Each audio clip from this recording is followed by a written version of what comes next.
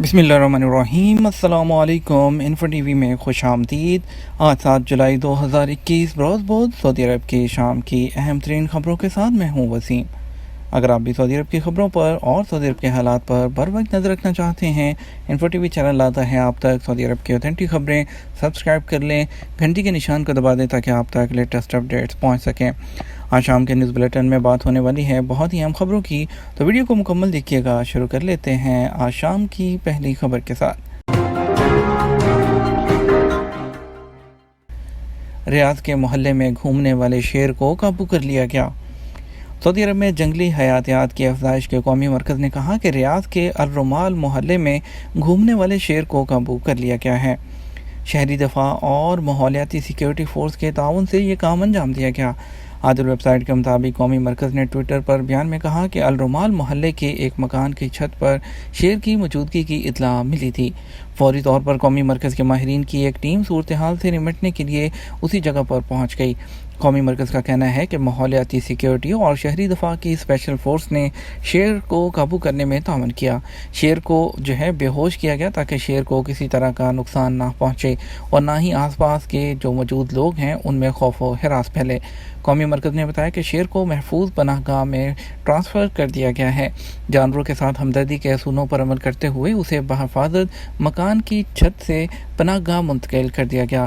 ڈاکٹروں نے شیر کا میڈیکل معائنہ کیا۔ جنگلی حیاتیات کی افزائش کے قومی مرکز نے یاد دہانی کرائی ہے کہ درندوں کو پالنا اور انہیں گھروں میں رکھنا قانون کے خلاف ہے۔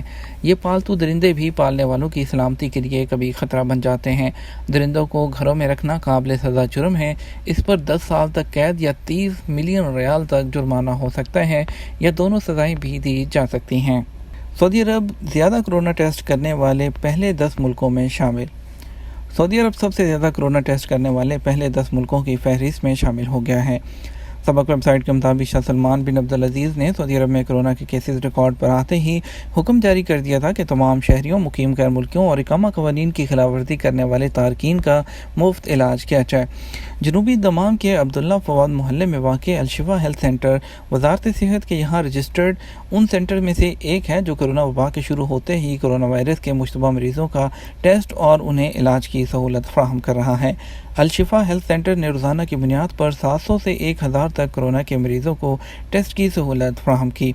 شفا ہیلتھ سینٹر میں کئی کنسلٹنٹ اور نرسیں ہیں۔ یہ وبا کے زمانے میں متاثرین کو طبی خدمات فراہم کرنے میں آگے رہی ہیں، اور اس کے علاوہ شفا ہیلتھ سینٹر نے مقامی شہریوں اور مقیم غیر ملکیوں کو یہ سہولت بھی دی کہ وہ سینٹر آنے سے پہلے رجسٹریشن کرا لیں، نجی معلومات ریکارڈ کرا دیں تاکہ سینٹر پہنچنے پر ان کی تاخیر نہ ہو۔ آپ کو بتائیں گے اس سال حج کے لیے جنرل ایمرجنسی پلان کی منظوری۔ سعودی وزیر داخلہ شہزادہ عبدالعزیز بن سعود نے حج کے لیے جنرل ایمرجنسی پلان کی منظوری دی ہے، جسے متعدد سرکاری ادارے مل کر نافذ کروائیں گے۔ سرکاری خبررساں ایجنسی ایس پی کے مطابق محکمہ شرح دفاع کے ڈائریکٹر جنرل سلیمان الامرو نے کہا کہ شہری دفاع نے اس سال حج کی تیاریاں مکمل کر لی ہیں۔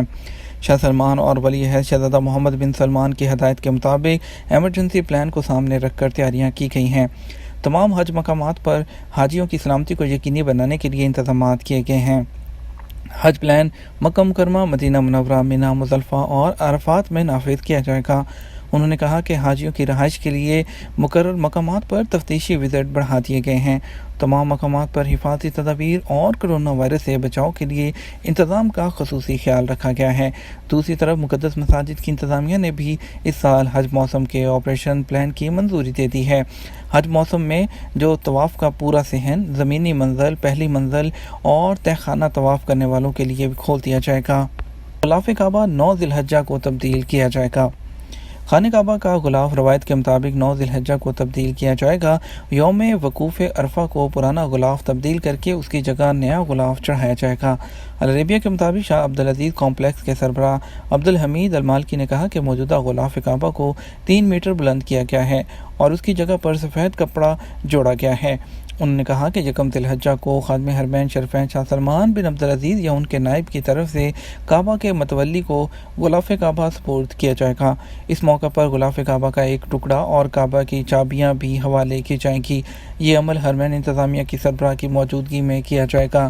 المالکی نے کہا غلاف کعبہ کی تبدیلی کی تمام سرگرمیاں مسلم دنیا کے ذرائع ابلاغ کے ذریعے دکھائی جائیں گی تاکہ غلاف کعبہ کی تیاری کے حوالے سے سعودی قیادت کی کاوشوں کا اظہار کیا جا سکے۔ اقامہ ختم، پاسپورٹ بھی پاس نہیں، کیا کرو؟ سعودی عرب میں ایمرجنسی طور پر جو ہنگامی پروازیں ہیں اس میں چند ممالک کے لیے ون وے فلائٹس پر پابندی عائد کی گئی ہے۔ برطانیہ اور دوسرے ملکوں میں انڈیا اور اس کے علاوہ دوسرے ملکوں میں جو کرونا وائرس کی نئی لہر آئی تھی تو اس کے بعد وہ کافی زیادہ ہلچل پیدا ہوئی اور پابندیاں نافذ ہونا شروع ہوئیں۔ موجودہ صورتحال کو سامنے رکھتے ہوئے آپ کے سوالات موصول ہوئے ہیں۔ راشد کہتے ہیں کہ میں طائف میں رہتا ہوں، میرا کفیل وہ اس کے علاوہ مجھے خروج نہائی نہیں دے رہا۔ ان کا کہنا تھا اقامہ بھی پاس نہیں ہے، میں کیا کروں؟ سعودی عرب میں قانون کے مطابق کسی کا اقامہ ایکسپائر ہو جائے اور اس کو 6 مہینے ہو جائے اور اس کا کفیل اقامہ تجدید نہ کرے یا تنخواہ نہ دے تو وہ لیبر آفس میں شکایت درج کرا سکتا ہے تو اس کی دوسری جگہ کفالت تبدیل ہو سکتی ہے۔ آپ کو چاہیے کہ آپ بھی لیبر آفس میں اس پر وہ کیس درج کرائیں تاکہ آپ کو دوسری جگہ کفالت تبدیل کرنے کے حکم جاری ہو سکیں، اور اس کے علاوہ آپ کا پاسپورٹ آپ کا کفیل اپنے پاس نہیں رکھ سکتا، یہ قانوناً جرم ہے۔ کرونا وائرس کی وجہ سے جن لوگوں کے اقامے ایکسپائر ہو گئے تھے اور وہ واپس سعودی عرب نہیں جا سکے ان کو سعودی حکومت کی جانب سے کیا دوبارہ کوئی ریلیف ملے گا؟ دیکھیے، حکومت کی جانب سے وہ غیر ملکی جو چھٹی پر موجود ہیں آلریڈی ان کے اقامے میں 31 جولائی تک توسیع ہو چکی ہے، لیکن کچھ لوگوں کا کہنا ہے کہ ان کے اقامے میں اور چھٹی میں ابھی تک توسیع نہیں ہوئی۔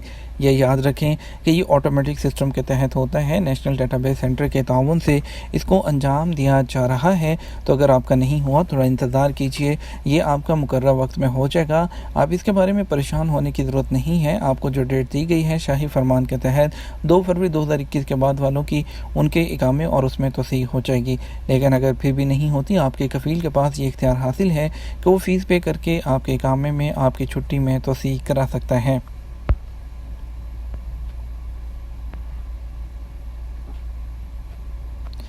میزبان ویزا کے بارے میں سوال کیا گیا ہے۔ آپ کو بتاتے چلیں سعودی عرب میں ایک میزبان ویزا وہ اناؤنس کیا گیا تھا، لیکن وہ کرونا کی وجہ سے تاحال فی الوقت اس کے بارے میں کوئی بھی اپڈیٹ نہیں ہے۔ میزبان ویزا پر آپ کو بلانے کی اجازت دی گئی تھی اپنے رشتہ داروں کو اور اپنے جاننے والوں کو، لیکن فی الوقت اس کے قانون پر کوئی مزید پیش رفت یا کوئی مزید خبر ابھی تک سامنے نہیں آئی ہے، کیونکہ کرونا کی وجہ سے جیسے ہی حالات بہتر ہوں گے اور ٹورزم اوپن ہوگا اور مکمل فلائٹس اوپن بحال ہو جائیں گی تو اس کے بعد ہی اس بارے میں کوئی اپڈیٹ آئے گی۔ ابھی ایک تازہ ترین اپڈیٹ کے مطابق آپ کو بتائیں گے کہ ابوظہبی آنے والے مسافروں کو سفری جو شرائط ہیں اس میں تبدیلیاں کی گئی ہیں۔ ابوظہبی کی جو UAE کی ایمرجنسی کرائسس کمیٹی نے بیرون ملک سے آنے والے جو UAE نیشنلز ہیں اور اقامہ ہولڈرز ہیں ان کے لیے نئی سفری شرائط جاری کر دی ہیں، جس کا اطلاق شروع ہو چکا ہے۔ گرین لسٹ میں شامل ممالک اور دیگر ملکوں سے آنے کے لیے سفری ضوابط تبدیل کر دیے گئے ہیں۔ گرین لسٹ میں شامل ملکوں سے آنے والے مسافر جنہوں نے ویکسین کی دونوں ڈوز لگوا رکھی ہوں گی، ابوظہبی پہنچنے پر ان کا ایئرپورٹ پر PCR ٹیسٹ لیا جائے گا اور پھر 6 دن بھی یہ ٹیسٹ لیا جائے گا۔ اس کیٹیگری میں شامل مسافروں کو قرنطینہ کی پابندی سے استثناء ہوگا۔ گرین لسٹ سے شامل ملکوں سے آنے والے مسافر جنہوں نے پہلے ویکسین نہیں لگوائی ان کا ایئرپورٹ پر پہنچنے پر PCR کا ٹیسٹ لیا جائے گا اور اس کے علاوہ ان مسافروں کو بھی قرنطینہ سے استثناء ہوگا، تاہم انہیں ابوظہبی میں قیام کے 6 اور پھر 12ویں دن PCR ٹیسٹ کرانا ہوگا۔ وہ غیر ملکی مسافر جنہوں نے ویکسین کی دونوں ڈوز لگوا رکھی ہیں لیکن وہ گرین لسٹ میں شامل ممالک کی بجائے دوسرے ملکوں سے آ رہے ہیں تو ان کا لازمی ٹیسٹ ہوگا اور ان کو 7 دن کا قرنطینہ بھی لازمی کرنا ہوگا اور پھر 6 دن PCR بھی کروانا ہوگا۔